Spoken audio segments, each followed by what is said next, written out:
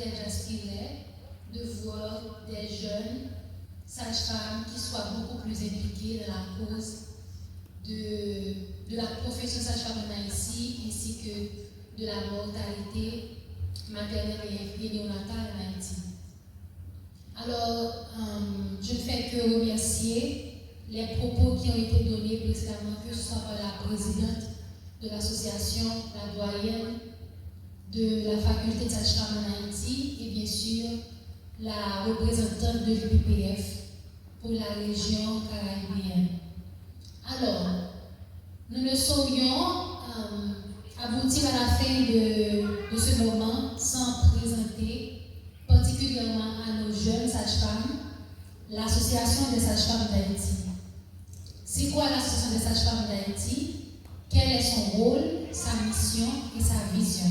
Parce que, gardez bien en tête que l'initiative, c'est de préparer des futures sages-femmes qui vont prendre la relève de la cause, de la lutte que mène la SFH depuis déjà 20 ans.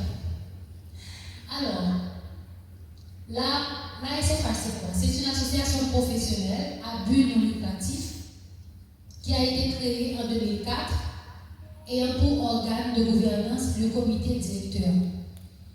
Alors, vous n'êtes pas sans savoir que la profession sage-femme, c'est une association assez jeune en Haïti et qui a pris sa naissance depuis les années 1900, mais après un certain temps, l'école avait été fermée et on avait pratiquement perdu la trace du peu d'infirmières qui avaient été formées.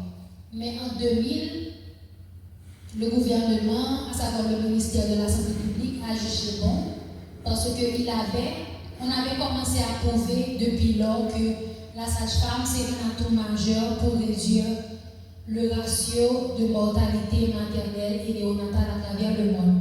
Donc le ministère a pris le soin de former des infirmières licenciées en obstétrique et ces infirmières avaient maintenant la possibilité et la capacité et les compétences d'assister les femmes depuis la ménopause, à savoir l'âge de leur première règle jusqu'à la ménopause. Donc de 2000 à 2013, l'État n'a cessé de former des infirmières qui étaient là et qui étaient appelées des infirmières sages-femmes, qui étaient là pour contribuer à la réduction de la mortalité maternelle. Donc ces mêmes infirmières sages-femmes qui ont pris connaissance de la réalité de la profession sage-femme en Haïti. C'est une profession à travers le monde partout et ailleurs qui lutte pour son identité, qui lutte pour sa reconnaissance. Mais en Haïti, nous pouvons dire que notre lutte est un peu plus considérable. Donc ces infirmières ont décidé de mettre sur pied cette association professionnelle pour mieux défendre la cause, non seulement de la profession, la cause des professionnels membres qui, une fois formés, seraient répartis sur le marché du travail en Haïti, mais également pour mieux contribuer et supporter le ministère dans cette noble cause qui est de réduire la quantité de femmes qui meurent en donnant la vie. Donc, les membres de l'association, l'association a des membres qui sont répartis sur tout le territoire en Haïti, à savoir dans les 10 départements. Et nous avons dans chaque département des sous-comités départementaux composés de 3 coordonnatrices qui font le relais en termes de gouvernance de ces 10 départements pour mieux appuyer le comité directeur. Nous avons également des membres qui sont au niveau international. Malheureusement, depuis quelques années, nous voyons nos sages-femmes fuir le pays, que ce soit pour à la recherche d'une vie meilleure ou pour cause de sécurité. Mais ces sages-femmes restent attachées à la cause de l'association. Et ensuite, nous avons au sein de l'association des sous-comités ou des comités que nous avions décidé de mettre sous pied, à savoir les comités de plaidoyer, le comité de formation et le comité de recherche de financement.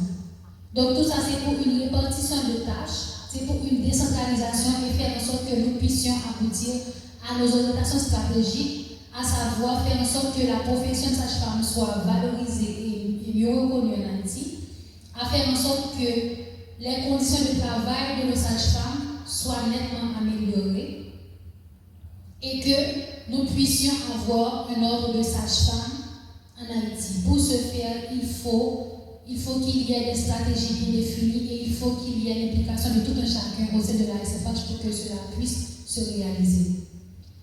Alors, la mission de l'association, c'est de travailler au développement professionnel de ses membres et au rayonnement de la profession sage-femme en Haïti.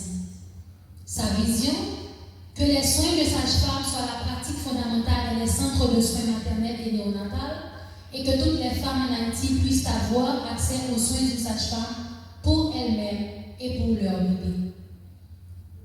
Les domaines d'intervention de l'association, la SFH intervient dans la formation continue de ses membres et d'autres prestataires de la santé. Parce que jusqu'à présent, malheureusement, l'effectif de sage-femme qu'il y a en Haïti ne saurait suffire pour répondre aux besoins en santé maternelle en Haïti. Donc vous allez voir que dans certains recoins en Haïti, il y a des infirmières, il y a des auxiliaires et parfois des médecins généralistes qui jouent le rôle des sages-femmes. Donc, nous voulons vraiment faire en sorte de nous impliquer pour que ces prestataires aient au moins un minimum pour répondre aux besoins de ces femmes dans les milieux reculés. Ensuite, nous avons l'offre de services préventifs et éducatifs dans le domaine de la santé sexuelle et reproductive, à savoir sensibilisation de la population, consultation pré- et postnatale, accouchement, dépistage des lésions précancéreuses du col de l'utérus par IVA et traitement par cryothérapie, planification familiale, etc. Et ceci à travers les 10 départements géographiques du pays via nos 10 comités départementaux. Changement de nom de l'association. Comme je viens de vous le dire tantôt, avant c'était un groupe d'infirmières sages-femmes qui avait été formé et à partir de 2013, le ministère a décidé de former également des bachelières sortis tout droit du bac pour devenir également sage-femme. Étant donné que ce nouveau groupe-là n'avait pas le background, si on peut le dire ainsi, d'infirmières, donc ce groupe-là est appelé sage-femme tout court. Donc à partir de cela, l'association pour mieux intégrer, premièrement, ces jeunes dans la lutte, et deuxièmement, pour parer à le certain biais qu'il y a au niveau de l'identité de la profession sage-femme en Haïti. Donc, nous avons décidé de changer le nom de l'association des infirmières sages-femmes d'Haïti en association des sages-femmes d'Haïti. Et ceci a été voté par l'Assemblée générale en 2021. En 2022, nous avons entamé toutes les démarches nécessaires pour que le nom soit officiellement changé. Maintenant, nos partenaires. Nous avons pas mal de partenaires qui nous supportent depuis déjà 20 ans, qui nous supportent dans notre cause. Nous avons le ministère de la Santé publique, nous avons la Confédération internationale des sages-femmes, nous avons l'Association canadienne des sages-femmes, nous avons FAM qui est la Foundation for the Advancement of Asian Midwives, nous avons le FNUA, nous avons l'IPPF, nous avons GAL, FOSTEF, la CHOD et la faculté de sages-femmes d'Haïti, ainsi que d'autres associations de femmes qui sont des sociétés civiles qui aussi s'impliquent dans la lutte pour le droit des femmes, le droit à la santé sexuelle et reproductive des femmes. Donc nous avons tout cela qui nous supporte dans notre lutte, dans notre cause au sein de la SFH. Comme réalisation, nous avons essayé de résumer le mieux que nous pouvons tout ce que nous avons pu réaliser de 2004 à nos jours. Donc, nous pouvons commencer par notre mise en place de la plateforme téléphonique à sage-femme, qui n'est pas la toute première, mais qui peut être classée comme l'une des meilleures réalisations que nous avons pu avoir depuis. C'est une plateforme qui avait été initiée, qui avait été implémentée en 2018 ou 2019 dans le cadre d'un projet avec le FNUA et la CSF, où nous avions eu des sages-femmes qui étaient disponibles 24 sur 24 et 7 jours sur 7 pour offrir des soins à distance, si on peut dire ainsi, à la communauté haïtienne, particulièrement les femmes et les filles, où ces personnes pouvaient appeler pour avoir n'importe quelle information fiable autour de la santé sexuelle et reproductive et maternelle. Nous avons aussi réalisé des cliniques de dépistage de cancer du col, des cliniques prénatales, postnatales, contraception de longue durée, campagne de sensibilisation dans les écoles sur les infections sexuellement transmissibles, campagne de sensibilisation sur les droits sexuels et reproductifs dans les groupements des femmes, campagne de sensibilisation pour les filles et les garçons sur la santé sexuelle, campagne de sensibilisation dans les églises sur la parentalité responsable, contraception, et sensibilisation sur le dépistage du cancer du sein par autopalpation, des seins dans les écoles, groupements de femmes, etc. Formatrice sage-femme en urgence obstétricale. Donc en 2020, l'association a eu l'opportunité de développer des modules de formation en urgence obstétricale. Nous avons eu un pool de formatrices de sages-femmes qui, à leur tour, ont été répandre cette formation sur tout le territoire, particulièrement dans 4 départements qui sont la Grand'Anse, les Nippes, le Nord-Ouest et le Sud-Est. Et ensuite, campagne de sensibilisation sur la profession sage-femme, parce que, comme on a dit tantôt, la profession est toujours méconnue malheureusement en Haïti, et c'est notre devoir en tant qu'association de faire en sorte que la population sache c'est quoi une sage-femme et quelle est son importance au sein de la pyramide de santé en Haïti. Ensuite, campagne de sensibilisation sur les soins respectueux, activité Journée internationale des sages-femmes dans les 10 départements. Chaque année, le 5 mai, la SFH se voit de réaliser une activité pour augmenter la visibilité de l'association et de la profession sage-femme en Haïti. Formation sur la prise en charge des cas de violence basée sur le genre. Et nous avons également, dans le cadre de la plateforme effectuée sur prestataires, première conférence nationale des sages-femmes qui a été faite en 2022, développement des modules de formation en soins de maternité respectueux en 2022. Donc c'est une formation également que la SFH a eu l'opportunité de développer, qui a ensuite été répandue dans toute la capitale, qui a été offerte premièrement aux prestataires de soins, aux administrateurs des hôpitaux, aux ménagères et même aux agents de sécurité. Toutes les personnes qui sont d'une manière ou d'une autre, directement ou indirectement impliquées dans l'offre de soins aux femmes, ont reçu cette formation pour garantir une approche respectueuse dans les soins offerts au niveau des maternités. Formation de plus de 300 prestataires. Plus de 300 prestataires, incluant les administrateurs et les ménagères, ont été formés avec cette formation-là. Ensuite, à l'année dernière, nous avons eu l'opportunité de mener un projet de sensibilisation contre l'inégalité de genre dans le plateau central, dont 3 communes avaient été ciblées, telles que la commune de Belader, la commune de Thomasy et Las Caobas. Ensuite, l'année dernière également, grâce à l'IPPF, nous avions eu l'opportunité d'offrir une réponse d'urgence humanitaire après l'invasion qu'il y avait eu dans la commune de la Guadeloupe. Nous avons eu la chance d'offrir des soins en clinique prénatale, postnatale, gynécologique, dépistage de VIH, etc. à ces personnes-là qui étaient, je peux dire, déplacées. Donc, ce sont en gros tout ce que nous avons pu réaliser au sein de la SFH.